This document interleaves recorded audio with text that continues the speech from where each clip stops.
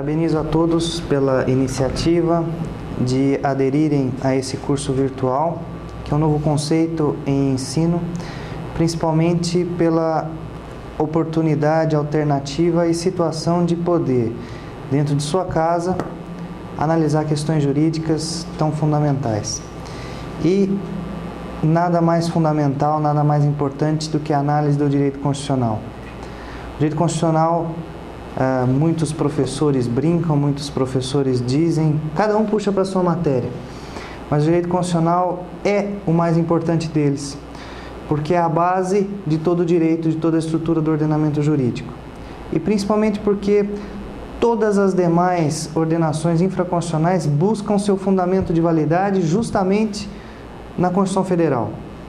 Daí a importância da análise do tema direito constitucional.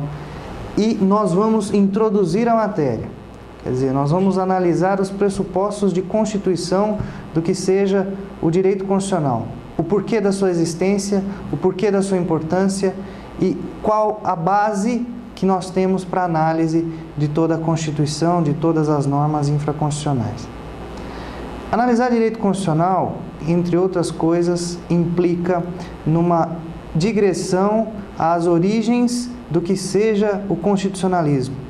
E essa digressão nas origens do constitucionalismo nos remonta à análise da formação do Estado, porque, em outras palavras, a primeira base de uma Constituição é a estruturação de um Estado, sem o que não haveria que se falar em Constituição.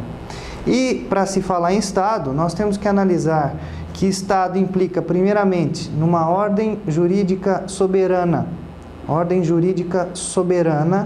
de modo que aquele Estado, dentro de um território específico, tem soberania, pode se autorregulamentar. Segundo ponto, e mais importante de elemento de Estado, é o povo. São as pessoas com direitos políticos que são regidas por aquele Estado, que são governadas por aquele Estado. Para identificarmos um Estado ditatorial, basta identificar quem é o povo, quem são aqueles que têm participação política. Quem não tem participação política, se não há participação política do povo, nós estamos diante de um Estado ditatorial. Um outro elemento é a nação. São as pessoas congregadas que têm um interesse comum e formam o Estado. E por último, um território. É a eficácia espacial, geográfica daquele ordenamento jurídico, daquela ordenação jurídica para aquele povo. Identificados esses elementos de um Estado, sobre eles incide a Constituição. Sobre esses elementos que existe a regulamentação para o povo, para a formação de um Estado. Essa é a situação principal que nós temos que identificar e buscar remontar as origens do que seja o Estado e do que seja o constitucionalismo. Observem todos que na história do constitucionalismo mundial nós caímos nos dois fenômenos principais para podermos identificar um texto escrito como Constituição. O primeiro, não vou dizer em ordem cronológica, o primeiro é a Revolução Francesa, que implicou numa revolução burguesa, os burgueses assumindo o poder e partilhando da formação de um Estado burguês.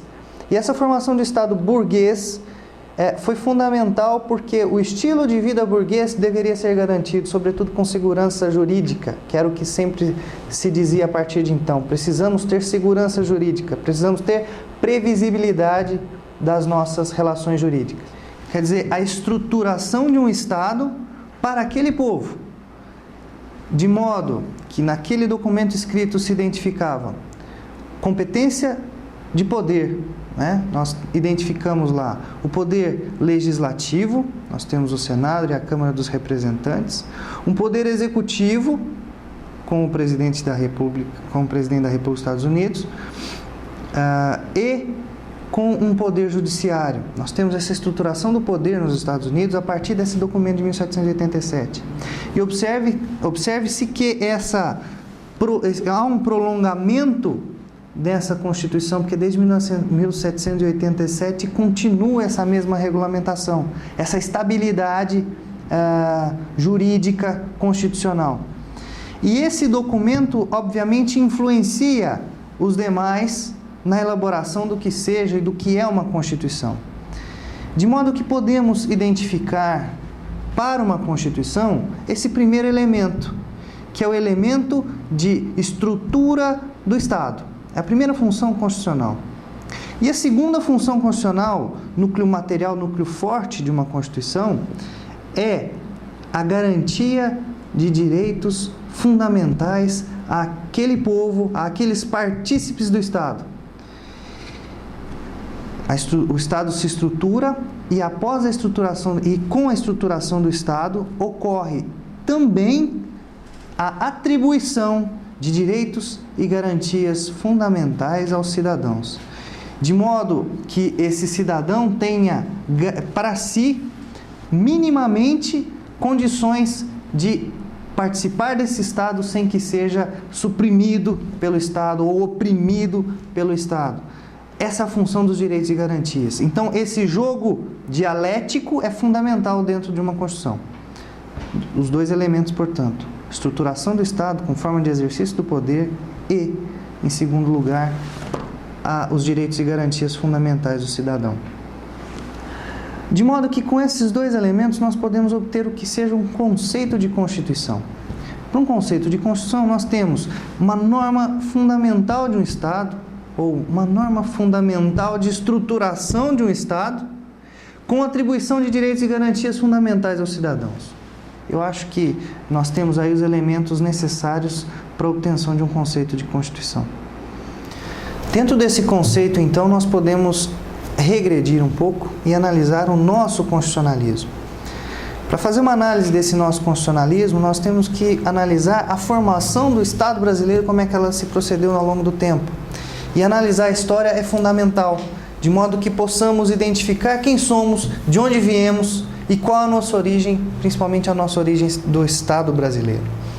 E analisar isso, nós caímos desde já na situação de Brasil colônia, Brasil dependente do que era proveniente de Portugal. E com a independência do Brasil, nós temos a formação de um Estado brasileiro com todas as suas peculiaridades, porque aqui nós somos um império, muito ao contrário do que acontecia em todo o restante da América Latina.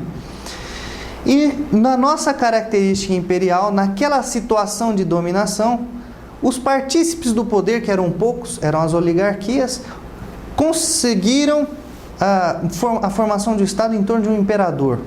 E nós tivemos a peculiaridade, em 1824, com a formação de um Estado brasileiro imperial, né, a partir de poderes outorgados ao imperador do Brasil.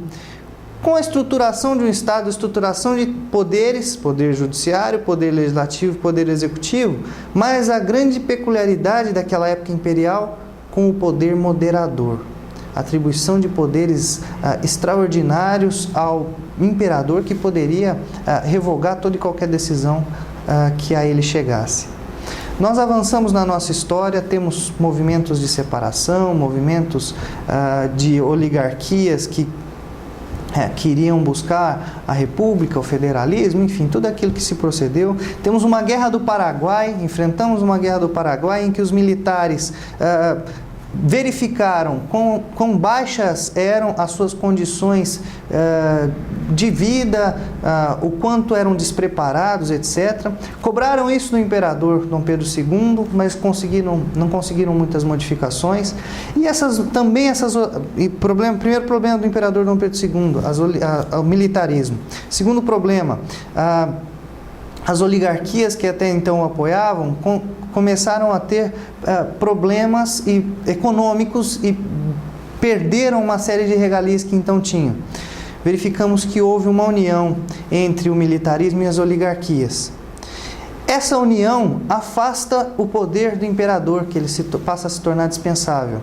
E nós temos então um movimento de proclamação de uma república, que para o povo não mudou nada, para o povo continua a mesma coisa. A questão era, houve uma mudança no enfoque de poder, proclamou-se a república. E com um novo Estado, desta feita republicano, nós temos que retratar um novo Estado. De que modo fazemos isso? Através de uma Constituição. Daí que temos a Constituição de 1889, retratando o Estado republicano, o início do Estado republicano. Mas era um Estado de oligarquias. Esse Estado de oligarquias, sabemos ao longo da nossa história, que sai do militarismo e passa para uma alternância de poder entre oligarquias cafeeiras e oligarquias mineiras, rurais, agrárias, até que ocorre um rompimento nesse jogo, provocado por traições políticas e provocado também por uma diminuição no poderio econômico dessas oligarquias decorrente da crise econômica de 29.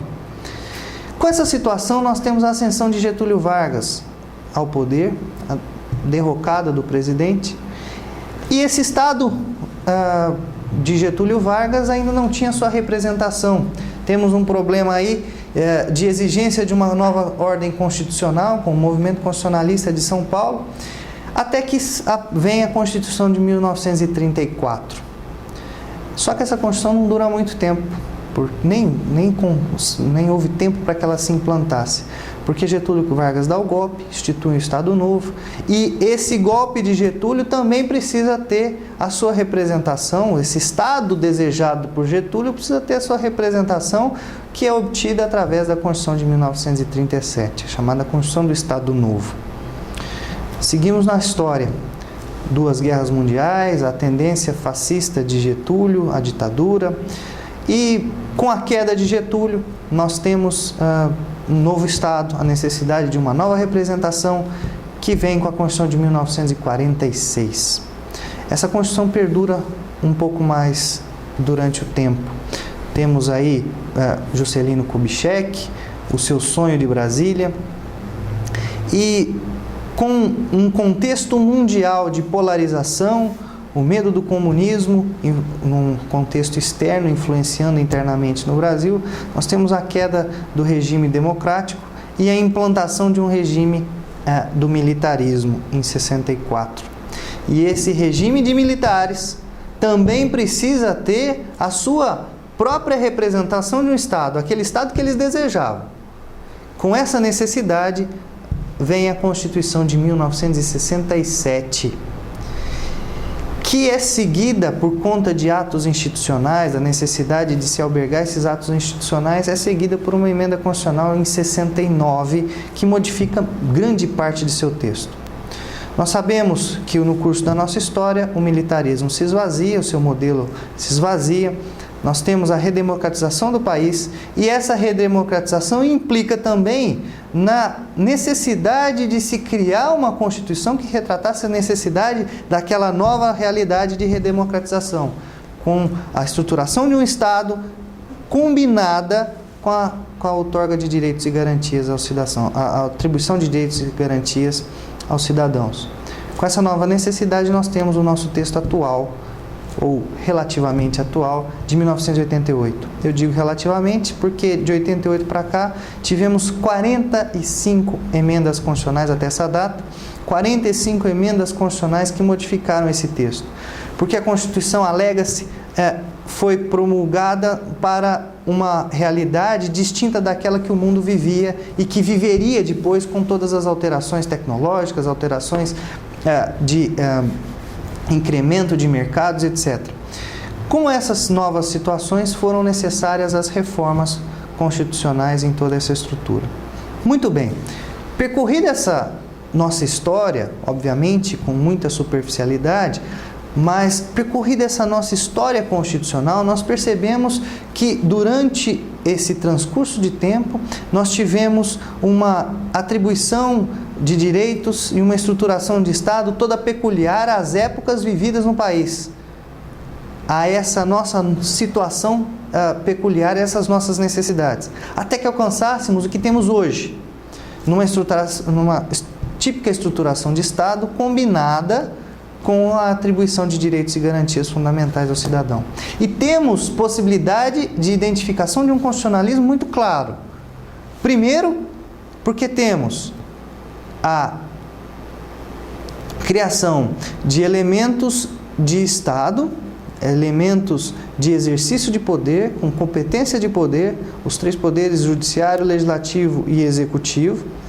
Nós temos ainda direitos e garantias fundamentais do cidadão, e nós temos as peculiaridades do nosso Estado. Quer dizer, esse é o núcleo material da Constituição, mas perifericamente nós temos a regulamentação constitucional de peculiaridades nossas, como por exemplo a questão dos índios, é incorporada na Constituição, família incorporada na Constituição, cultura, desporto incorporados na Constituição. Essa é a nossa realidade. Muito bem, além de compreender esse nosso contexto histórico, essa nossa formação constitucional, nós precisamos compreender a formação histórica da doutrina do constitucionalismo, as concepções constitucionais. E essas concepções, vocês todos vão perceber que há uma certa condição unívoca em cada uma delas, porque elas olham a parte na composição dessa concepção, elas olham a parte e transformam essa parte em todo. É a parte pelo todo. E essas concepções observam o fenômeno com um componente somente. Por exemplo, nós temos a concepção sociológica do direito constitucional a partir de Ferdinand Lassalle. Essa concepção sociológica observa a Constituição como um fenômeno proveniente da massa social. Quer dizer, a partir de uma manifestação social, nós temos a formação de uma Constituição. Também a partir desse conceito dele, nós podemos observar a questão da legitimidade constitucional. Para Lassalle, é legítima uma Constituição proveniente do povo. Legítima uma Constituição que provém da manifestação social. Ao contrário disso, ela seria ilegítima. Então, constituições outorgadas por ditaduras, impostas ao povo pelas ditaduras, seriam ilegítimas nesse conceito de Lassalle. Mas ele olha só um componente disso tudo. Nós temos a outra concepção política de Carl Schmitt. Essa concepção política, por sua vez, entende o fenômeno constitucional como uma estruturação política do Estado. Para Carl Schmitt, o que é importante é que há uma manifestação política de estruturação do Estado. Portanto, a partir desse conceito de Carl Schmitt, apesar de ser unívoco, apesar de ser redutor a uma parte só, nós podemos compreender que existe, para Carl Schmitt, um elemento material de conteúdo constitucional, qual seja, a Constituição tem um conteúdo material de estruturação do Estado combinada com esses direitos e garantias fundamentais. Esse é o núcleo material. E o núcleo formal de uma Constituição, ou periférico, seriam aquelas normas peculiares a cada Estado. Nós já podemos identificar esse componente a partir de Carl Schmitt. Por último, nós temos a concepção jurídica de Kelsen, Hans Kelsen.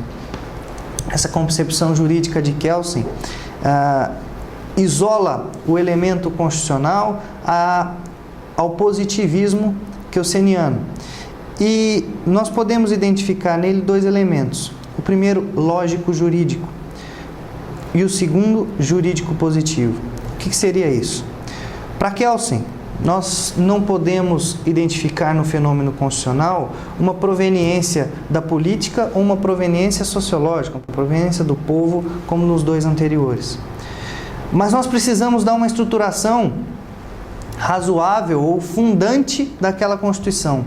Daí que num raciocínio lógico-jurídico, Kelsen cria a norma hipotética fundamental, que é a norma que dá razão ou existência ou justificativa a uma Constituição escrita, que é o ápice do ordenamento jurídico. Além disso, no seu segundo ponto de estrutura da sua teoria, existe essa questão lógica jurídica, qual seja, a Constituição é o texto escrito, é o texto positivado, como o ápice do ordenamento jurídico, influenciando todo o restante desse ordenamento jurídico positivo. Portanto, esses dois elementos de Kelsen trazem essa concepção pura positivista num raciocínio exclusivamente jurídico. como eu disse para vocês, são raciocínios estanques, isolados, mas de um mesmo fenômeno.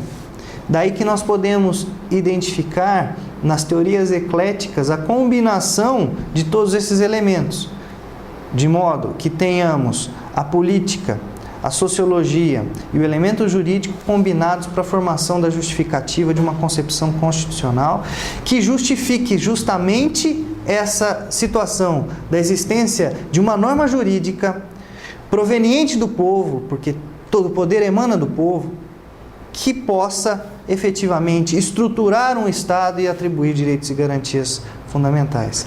Essa a concepção eclética de uma Constituição, justificativa de uma Constituição. E a partir dessas concepções, nós já podemos passar imediatamente ao raciocínio das classificações existentes de Constituição. Essas classificações, nós podemos partir primeiro da questão do conteúdo. Quanto ao conteúdo, nós temos a classificação em constituições materiais e constituições formais. Esse conteúdo, vocês vão observar, assemelha-se muito à questão proposta por Carl Schmitt, porque quanto ao conteúdo, elas podem ser materiais e formais. Materiais, quando abordam a essência de estrutura de um Estado com atribuição de direitos e garantias. Esse é um núcleo material de uma Constituição. E constituições formais, aquelas que albergam outras peculiaridades de cada Estado, numa regulamentação periférica. Por exemplo, no nosso país, nós temos peculiaridades próprias, e essas peculiaridades são mostradas na Constituição quando regulamentamos uma estruturação de ordem econômica e financeira, uma estruturação tributária, a estruturação da família, regulamentação de índios, direito ambiental, previdência. Quer dizer, tudo isso foi trazido para a Constituição, para o texto constitucional, porque seriam questões peculiares ao nosso país. E assim podemos buscar cada país com a sua peculiaridade. Se vamos à Alemanha, nós temos a regulamentação dos Länder, que é totalmente diferente da nossa estruturação estatal, né, dos nossos estados da federação. Nos Länder da Alemanha existem aquelas peculiaridades, aquela realidade própria do país.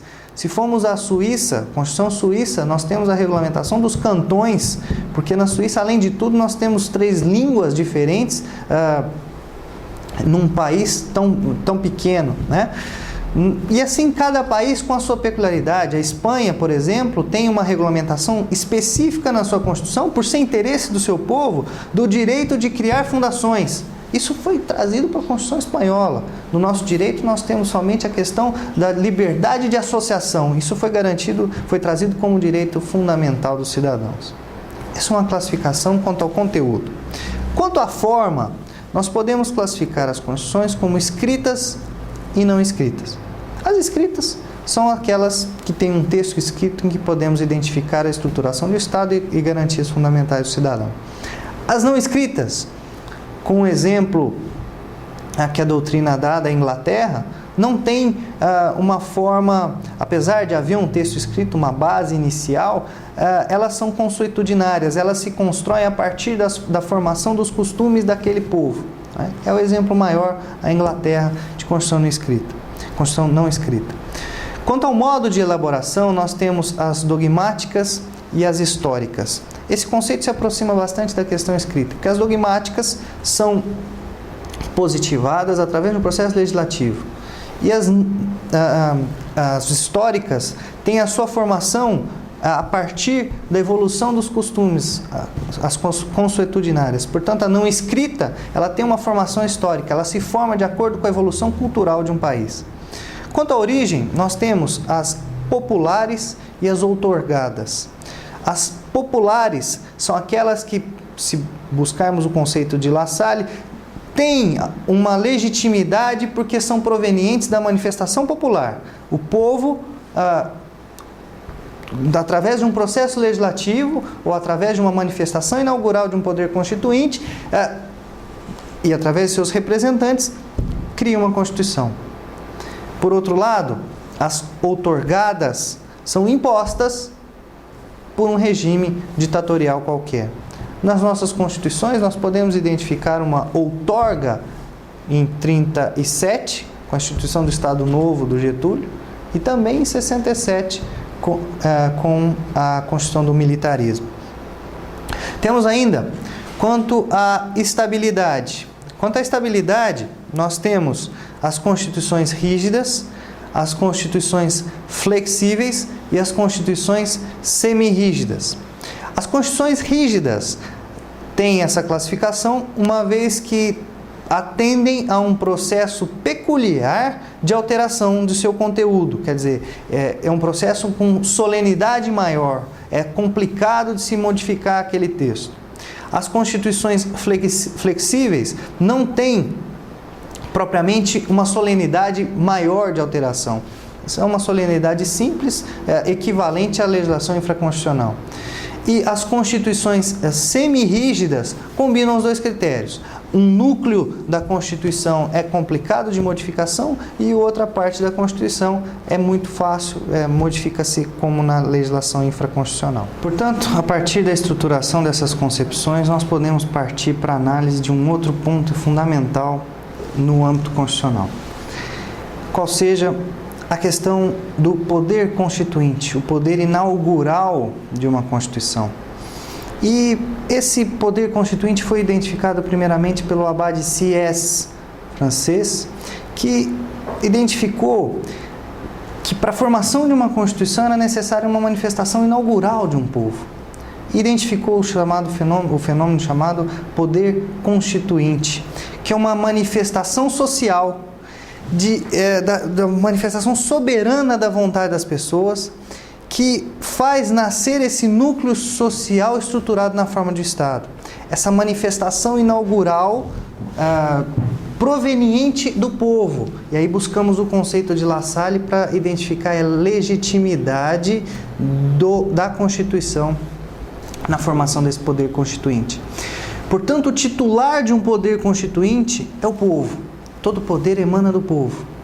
E essa situação que identifica, que nos traz a questão do poder constituinte como sendo uma manifestação inaugural para a criação de um texto constitucional.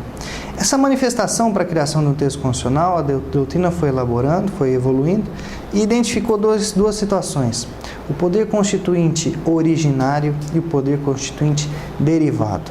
O poder constituinte originário tem a peculiaridade, tem a característica de ser inaugural e de ser autônomo, independente do outro e ilimitado, porque é a manifestação inaugural do povo dizendo: eu quero um Estado com essas características.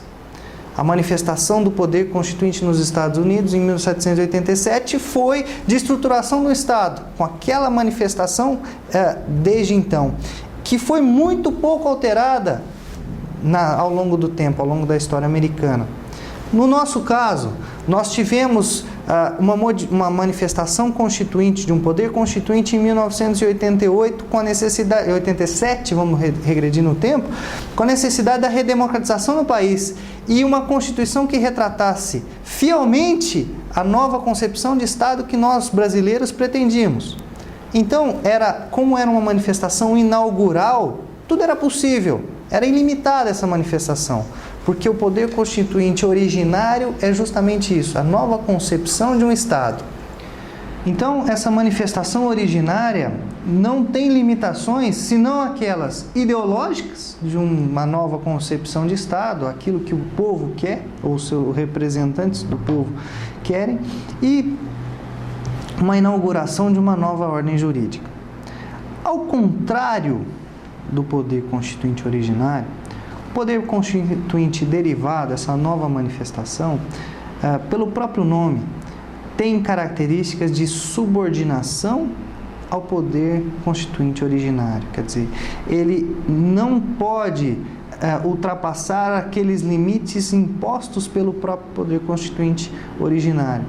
Portanto, uma modificação da ordem constitucional vigente deve atender a requisitos que essa própria ordem constitucional vigente impõe. Existem essas limitações, existem esses parâmetros que devem ser necessariamente seguidos para que se promova uma alteração constitucional, para que ocorra a manifestação desse poder constituinte derivado.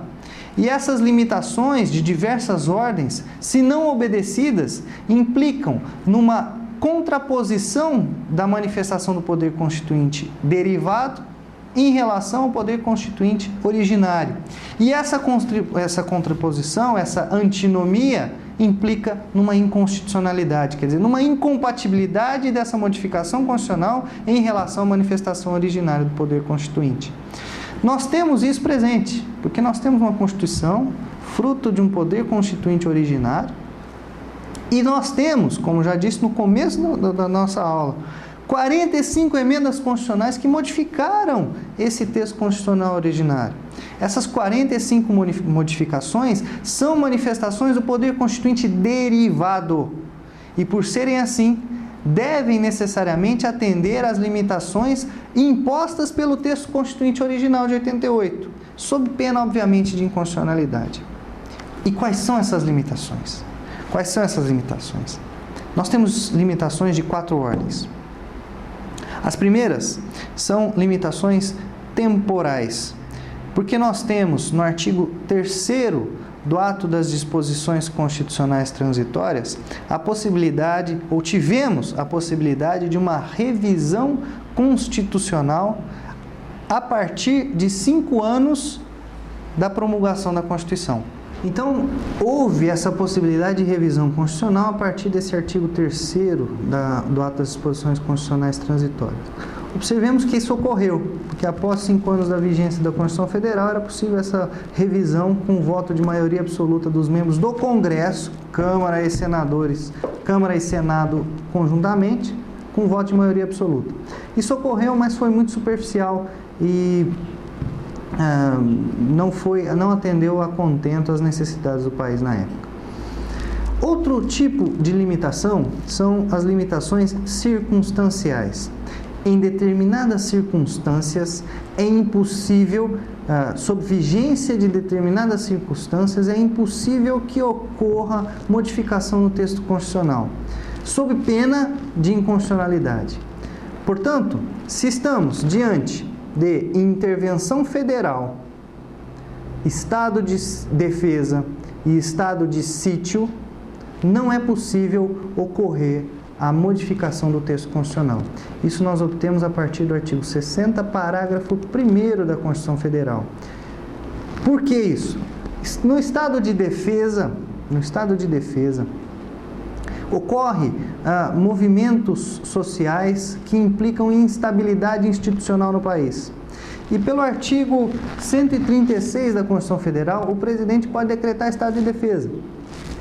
Vigente essa situação de estado de defesa, de instabilidade política no país, não pode haver modificação constitucional, sob pena de inconstitucionalidade, uma vez que mexer na Constituição em época de instabilidade pode implicar em supressão de direitos e garantias, o que seria, obviamente, um absurdo. A outra hipótese circunstancial é aquela do artigo 137 da Constituição, que é a questão do estado de sítio. O estado de sítio é um agravamento dessa instabilidade política ocorrida com o estado de defesa, em que não houve a solução daquela questão de instabilidade, ou então o envolvimento do Brasil em guerra. Observem que uma modificação constitucional nesse período, nessas circunstâncias, também não estará revestida das garantias de estabilidade para um país. Uma outra circunstância é a existência de intervenção federal. No nosso sistema federativo é possível que a União promova uma intervenção no Estado, por exemplo. Vigente uma situação como essa, se ocorre uma modificação constitucional, poderia implicar instabilidade política no país, uma vez que aquela unidade da federação não estaria no pleno exercício de suas liberdades e suas prerrogativas de atuação, de sua autonomia. Então, uma modificação constitucional nesse contexto também implicaria em inconstitucionalidade evidente. A outra limitação à modificação do poder constituinte originário é procedimental. Existe um procedimento, um rito específico a seguir para a modificação do texto constitucional. E esse procedimento implica, primeiro, que para a modificação do texto constitucional nós temos um instrumento normativo específico, que são as emendas constitucionais. E para que haja uma emenda constitucional, uma emenda à Constituição, esse rito a ser seguido implica, primeiro, iniciativa específica das figuras previstas no artigo 60 da Constituição. Um rito de aprovação com quórum diferenciado e com aprovação nas casas. E nós vamos ver com calma isso. Portanto, o procedimento de modificação atende à característica rígida da nossa Constituição. E para modificá-la é preciso, primeiro, a iniciativa de 1/3 dos membros da Câmara dos Deputados ou 1/3 dos membros do Senado. Segundo, iniciativa do Presidente da República. Terceiro, iniciativa de mais da metade das Assembleias Legislativas. Essas 3 figuras podem propor uma emenda à Constituição. Se não houver a propositura por uma dessas 3 figuras previstas no artigo 60, nós estaremos diante de um vício de iniciativa, portanto, diante de uma inconstitucionalidade. Além disso, nós atendemos a uma solenidade específica, porque essa emenda constitucional apresentada para o Legislativo, nas casas do Legislativo, precisam de uma aprovação em 2 turnos em cada uma das casas, portanto, em 2 turnos na Câmara dos Deputados e em 2 turnos no Senado Federal. Nesses 2 turnos, é necessário que haja a aprovação por 3/5 dos membros de cada uma das casas. Portanto, por 2 turnos na Câmara dos Deputados, 3/5 dos deputados federais precisam aprovar aquela emenda. Vai ao Senado, aquela emenda constitucional. E 3/5 dos senadores precisam aprovar aquela emenda constitucional para que ela possa modificar a Constituição Federal.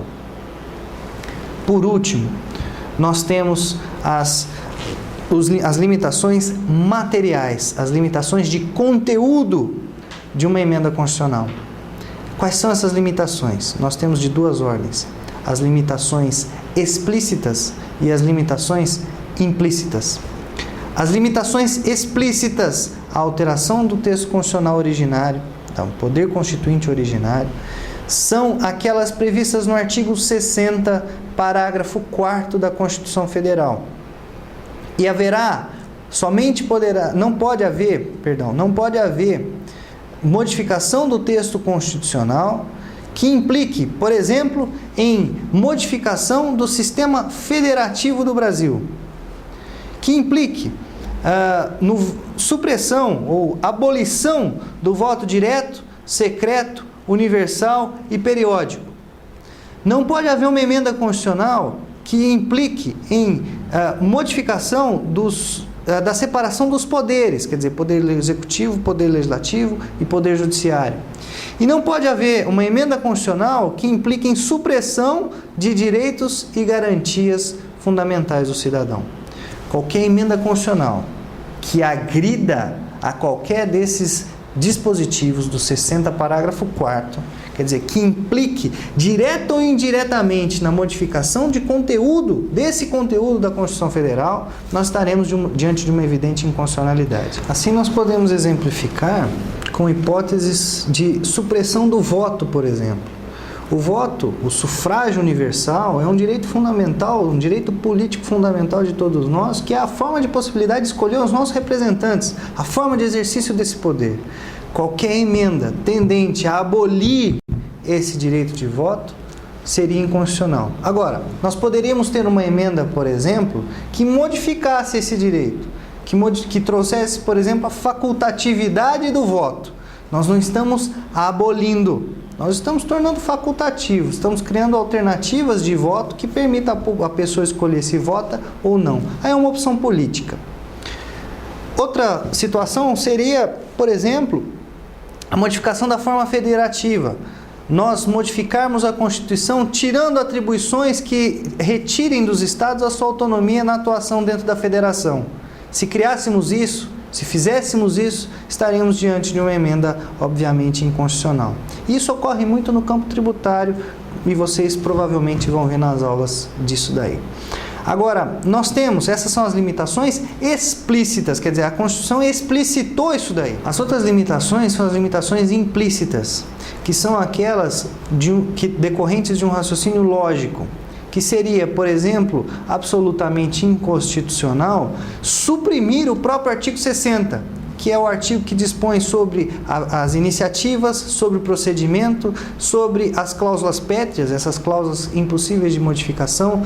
Portanto, é limitação implícita à modificação do poder constituinte originário, a própria supressão do artigo 60, a supressão do procedimento de modificação constitucional. Também é implícito uma alteração que permita uma perpetuidade de mandatos. Estaríamos suprimindo o próprio princípio democrático, o próprio princípio federativo. Quer dizer, uma modificação constitucional que implique na perpetuação de um mandato. Aí nós não estamos mais dentro não há uma estabilidade estatal, da ordem estatal que nós desejamos. Ainda seria uma modificação implícita impossível aquela decorrente da proposta, por exemplo, que vise a alterar os critérios de modificação constitucional, tornando-os simples ou óbvios ou básicos, como, por exemplo, de uma lei ordinária. Isso implicaria na quebra de rigidez constitucional, que é a nossa estrutura. Nós somente poderíamos ter uma modificação desses parâmetros constitucionais após uma manifestação de um poder constituinte originário, ou seja, uma nova ordem estatal, uma nova ordem ideológica que se impõe. Aí nós temos uma manifestação de poder constituinte originário que é ilimitado, só é limitado pelas ideologias novas daquela situação. Portanto, como introdução ao direito constitucional, seriam esses os parâmetros que vocês devem seguir, obviamente, com aprofundamento doutrinário, um aprofundamento jurisprudencial, que é fundamental para que vocês acompanhem doutrina, jurisprudência, fontes imprescindíveis do direito. E, principalmente, raciocinando o direito constitucional a partir desses elementos, a partir desses pontos, que são os pontos cardeais, os pontos fundamentais de raciocínio para direito constitucional.